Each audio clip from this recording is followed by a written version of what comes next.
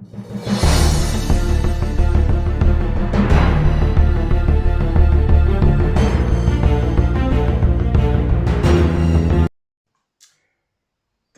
evening, keepers of the cash. Gary B, the casual comic guy here, and we are here with Savage Saturday Comic Review 39. One more away, and we're going to hit the big 40 next week. But this week, we're focused on an issue that I did a short for that a lot of people commented on and really liked. They were intrigued by the cover. The cover is great. It's a John Buscema cover with Bob McLeod inks.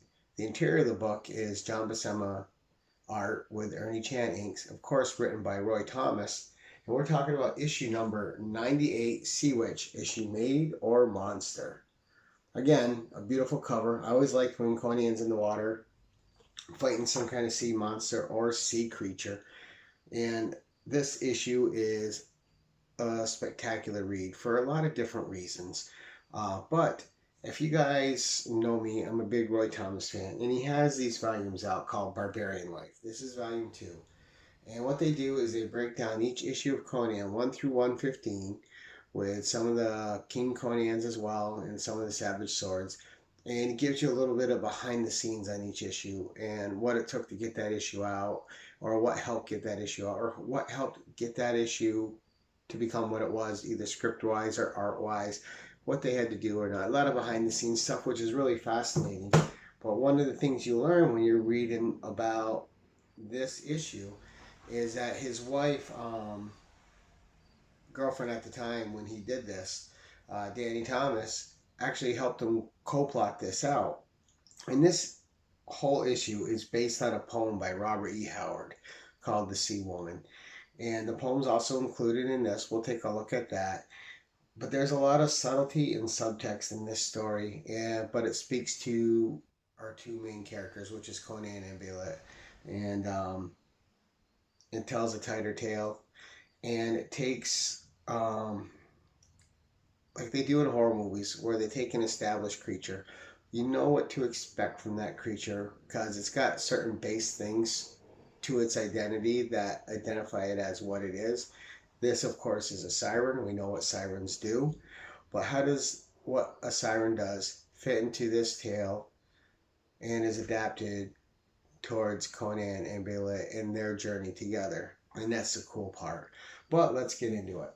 So our story begins, and you got Ajanga doing his lookout thing, and he yells out to Conan, who they call Amra at this point in Conan's history. When he was sailing with Billet, he went by Amra. Only Billet called him Conan.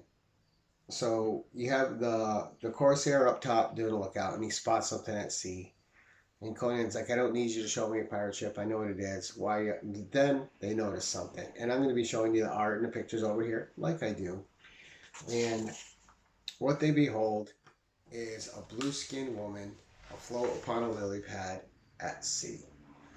Now, right away, you as a reader know this is bad news, right? And everyone on board is stricken by this vision. This woman is floating atop this lily pad. She shouldn't even be able to stand up there with the rough seas, but she's silent, she's not moving, and she's just staring at them. A shark's approaching her, and they think there's peril ahead. But she looks at the shark. She moves her lips. Nothing comes about. But the shark diverts and goes away, which is another clue that this woman's bad news. And Baylet can feel it with her being a woman and not a man like the other guy, like everyone else. So she already knows that this isn't kosher.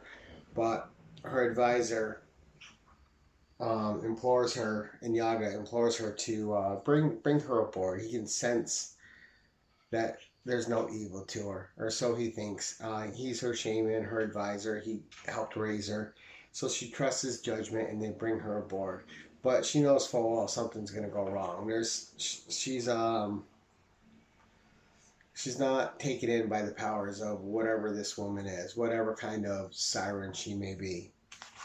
So once aboard, the woman has like an instant attraction to Conan. I know, big surprise. And her shaman and advisor Nyaga just starts feeling ill and retires to his quarters.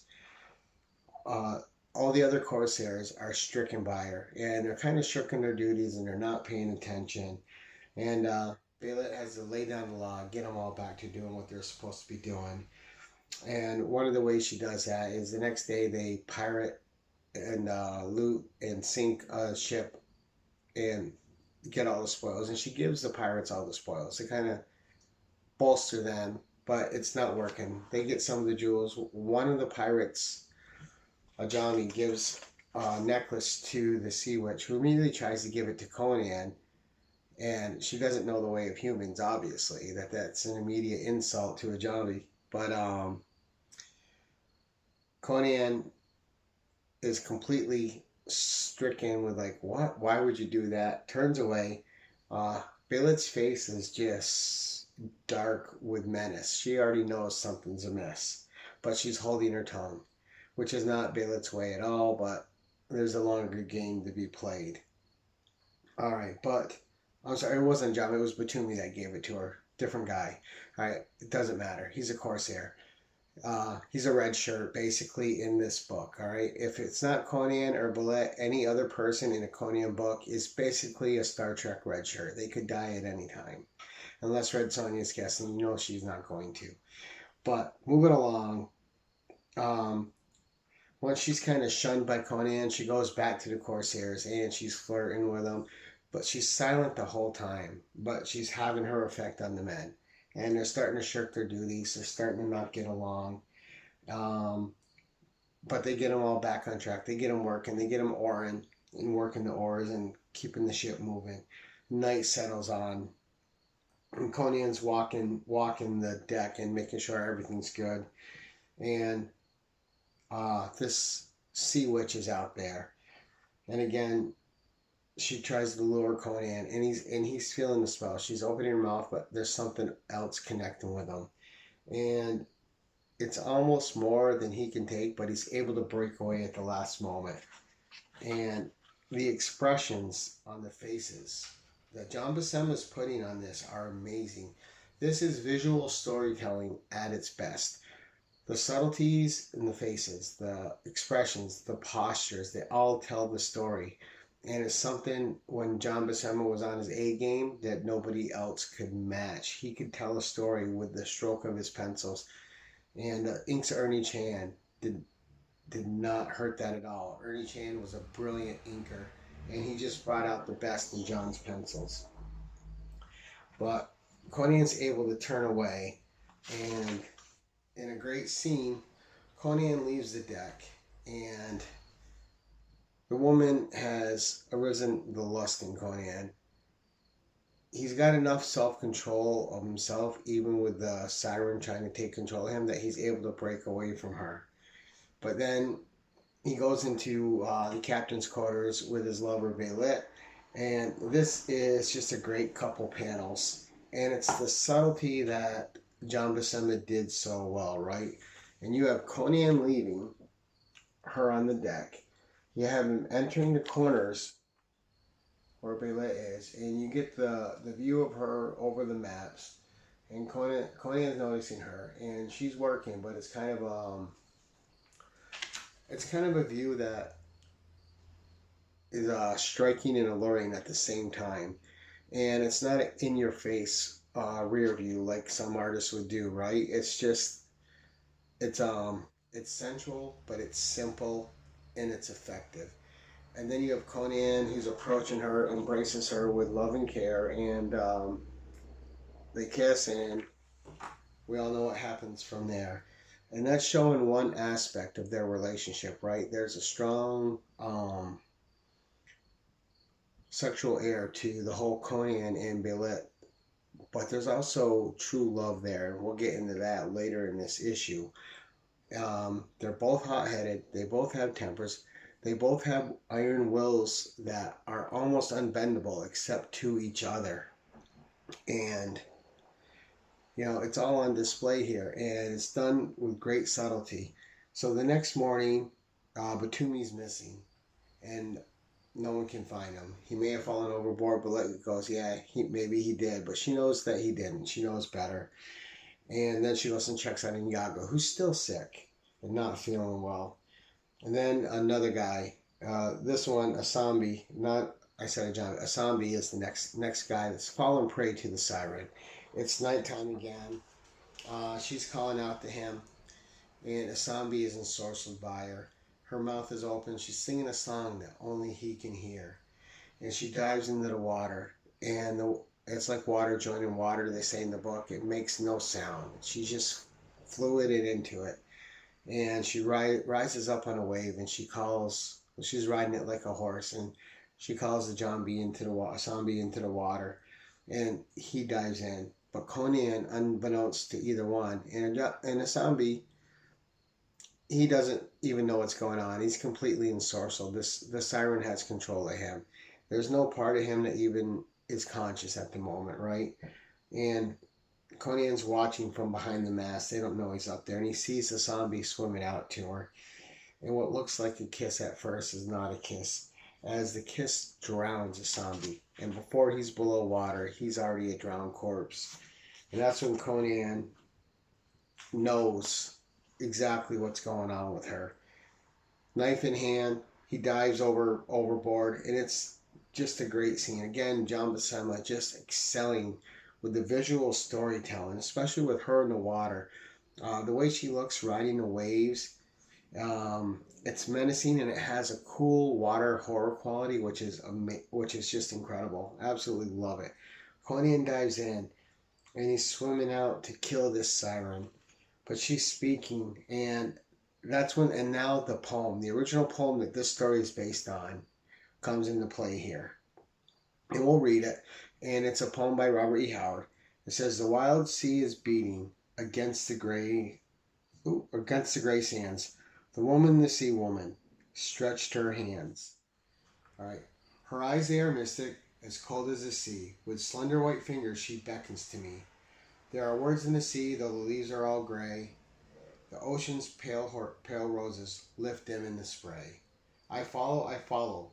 The gray seagull flies. Ah, woman, sea woman, there's death in your eyes." And that's the poem, and our story continues and this poem is being told as he's swimming out to her, and she quickly captures him and puts a kiss on him, which is starting to drown him, and his mind is flashing back to Red Sonja, his fights with Athemon, just the different parts in his life, and then Belet, and this is his great love. So he can't quite remember her name, but he can't quite forget her either, which is something he has over the other men that were on board. His love for her is so strong, and Belet, with her woman's intuition, bursts out of her captain's quarters, just knowing something's wrong, that her lover Conan's in danger, and she comes out calling, and she screams his name, and it breaks whatever hold the sea woman has on him. And Conan just screams out in Mitra's name, "Keep calling me." And she goes, "Yes, yes, I'll call you, Conan. I'll call you. Come to me, Conan of Samaria. Come to Belet, who loves you." And it's the power of their love that's able to make Conan break the spell of the sea witch. And he can't quite bring himself to kill her, because Conan is no murderer of women. Even if they're a creature, he has problems with it. But he knows Belet won't, so he grabs her by the hair, and he's just swimming back with her. And he gets to the boat, and he's up the side of the ship, and he's got her hair in his hand, and he's dragging her up. And then by the time they get up top, all he's holding is seaweed, and the creature's disappeared into the night. And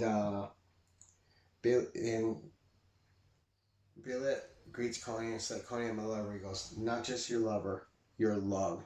And they embrace, and it's a great moment. And so much of this issue just speaks to the relationship between Conan and Belet. And they didn't kill the creature. The creature got away. So they don't overpower everything they run across, which is another great piece of this story.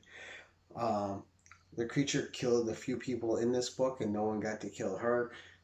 She was successful. She'll live on to get to ensorcel other men on other ships. So a cool ending. But the strength of Conan and Belet's love just shines through in this in so many different aspects. He knows that she's a woman of will. He's a man of will. He doesn't always bend to her, but he does bend to her Um, when it's something that's not against his personal code. He will never bend against his personal code, but when it comes to Baylit, as long as it doesn't violate a personal code that he holds sacred, he will bend and submit that to her and let her have her way. Um, but you see them butt heads often, but always with respect to one another, even if they're mad. And then you see the sexual nature of their relationship. You see the love of their relationship. You see the full embodiment of what these two mean to each other. That it's not just a relationship of convenience for either one of them. They truly care for each other, and that's what really shines in this issue. And it's a spectacular one. It's a really good read. You can probably get this for $4 or $5 at your LCS in their back issue bins. If you want a fun one-off tale, again adapted by the poem Sea Woman by Robert E. Howard, definitely pick this issue up. John Buscema art, everything about this is going to get an A++. Ernie Chan inks, one of the best inkers in history, in my opinion, A++. Roy Thomas script, with an assist by his now wife Danny Thomas. She goes by Dan, D-A-N-N. You shorten it up. Fantastic. And Roy was never scared to listen to inspiration from other people, which helped make him a great writer. He wasn't about ego and pride. He was about just making sure whatever was good on the page was the best for that story. And when it fails in these books, he lets you know that I could have done better with that, especially looking at it now. But this issue is a success all around. So great issue, fun read, great art. There's just nothing about this to not like. That's all I got for you today, guys. Until next time, keep it casual.